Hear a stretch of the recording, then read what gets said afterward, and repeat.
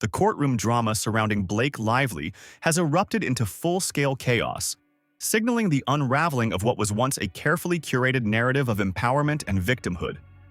With legal filings now revealing that Blake lacks substantial proof to support her misconduct allegations, the image she projected publicly is collapsing. Statements she once made confidently in interviews are now being used against her, with contradiction after contradiction leaving her credibility in tatters.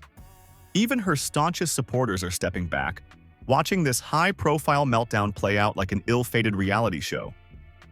Blake initially cast herself as a victim of workplace harassment, evoking sympathy with emotional appeals and leveraging media narratives.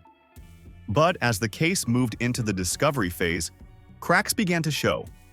The documents submitted revealed a glaring lack of hard evidence. No texts, no emails, no corroborating witnesses, just vague claims now looking increasingly theatrical. Her deposition date is finally approaching, and for the first time she might be forced to answer questions without the shield of filters and PR scripting. However, given her history of avoiding professional commitments, from ghosting movie sets to blaming sick kids and even the weather, whether she even appears is uncertain. Then there's her husband, Ryan Reynolds, who has complicated matters even further. In a baffling display at the Deadpool and Wolverine premiere in July 2024, Ryan took to the red carpet and publicly called director Justin Baldoni a predator, an accusation that stunned industry insiders. His justification? Freedom of speech. But what he saw as bravery was viewed by many as recklessness. The fallout was immediate and severe. Baldoni's management company, WME, severed ties with him shortly afterward, and leaked audio from former CEO Ari Emanuel exposed the behind-the-scenes favoritism given to Blake and Ryan. In Emanuel's own words, he trusted the power couple over Baldoni, despite Blake's conflicting testimonies. This favoritism is now being scrutinized as an example of Hollywood's dangerous echo chamber of influence. Blake's narrative crumbled further when she admitted the incident wasn't even that serious. Her casual walkback of her own allegations calls into question the entire legal premise. One moment she described emotional trauma and career sabotage. The next, she downplayed the experience as minor. This inconsistency is now being cited by legal experts as a potential pathway to proving actual malice, a crucial component for Baldoni's defamation counterclaims. And then there's the issue of empowerment.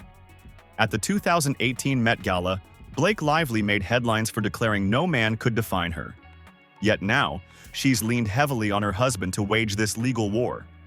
Her entire case, far from being a stand for justice, appears increasingly like an opportunistic attempt to cling to relevance and deflect from career failures.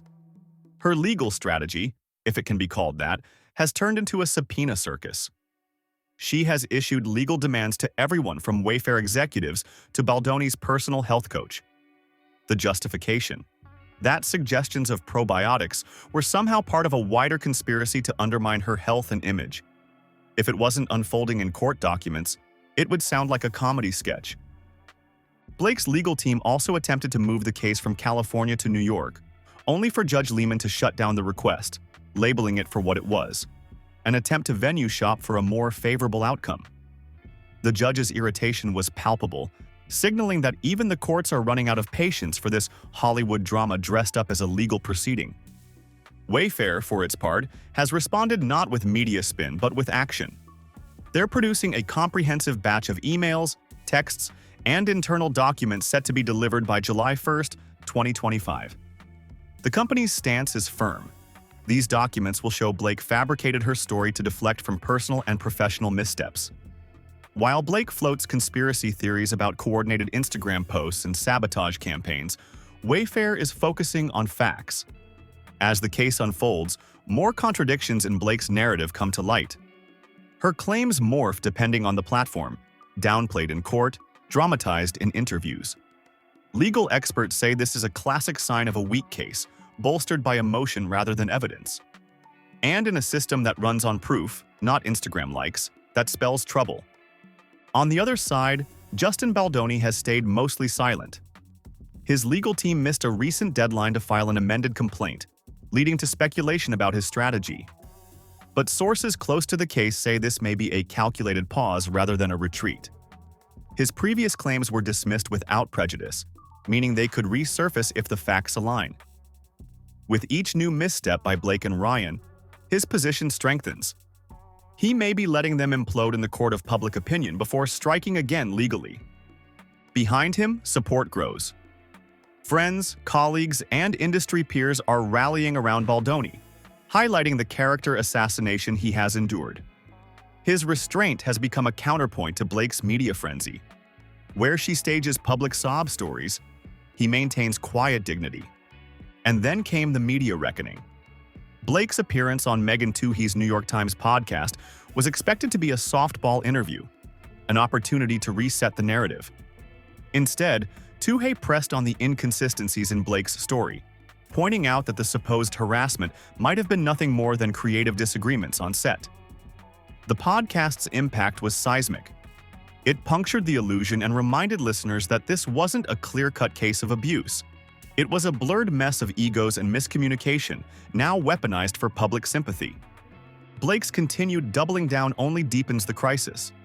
She's expanded her subpoenas to low-level Wayfair employees and unrelated third parties, creating a legal spectacle that feels more like a media distraction than a search for justice. The burden on these individuals, people who simply wanted to do their jobs without becoming pawns in a celebrity feud, is immense. Meanwhile, Blake's narrative becomes harder to follow with each passing week. It's not just the legal world watching.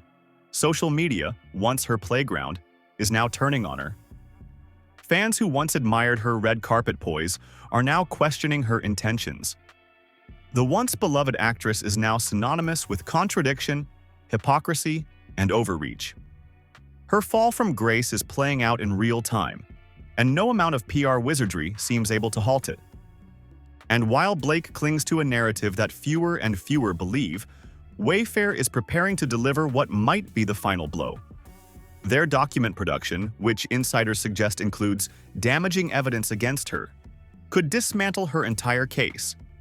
If that happens, not only will her legal claims implode, but her career might never recover. Then came the June bombshell that reshaped everything. Judge Lehman, who had previously leaned heavily on a single affidavit from Daily Mail reporter James Vatusa to dismiss Baldoni's $400 million lawsuit, walked out of court mid-hearing after Ryan Reynolds publicly leaked evidence suggesting the affidavit was falsified. Ryan, in a bold and unexpected move, exposed a trove of emails, text messages, and confidential documents indicating that Vatusa had been pressured by Daily Mail executives to sign the affidavit. His Instagram post with the phrase, "The truth needs to come out no matter the cost," turned the entire case on its head. Soon after Ryan's bombshell, Vatusa himself came forward with a public statement, retracting the affidavit and revealing he had been coerced. The gravity of his confession sent shockwaves through both the legal and entertainment worlds. This wasn't just about Blake anymore, it was about corruption, manipulation, and the misuse of media to shape a court's decision. Legal analysts are now calling for a re-examination of the case, and Baldoni's team is preparing an aggressive appeal. With Vatusa's retraction, the foundational evidence supporting Blake's victory is crumbling. What was once a secure defense now looks like a carefully constructed illusion. The plot thickened further with the emergence of a shell company called Vanzen, allegedly tied to Blake and Ryan. Sources claim Vanzen was used to procure private messages illegally, which were then weaponized in court against Baldoni. If proven true, these actions could trigger criminal investigations, ethical violations, and further civil liability. Ryan, once Blake's most vocal supporter, now appears to be distancing himself. His decision to go public with the leaks has prompted speculation that their marriage is in deep trouble. Hollywood insiders suggest Ryan's move was either a desperate attempt to preserve his own image or a sincere moral stand against the corruption he witnessed firsthand.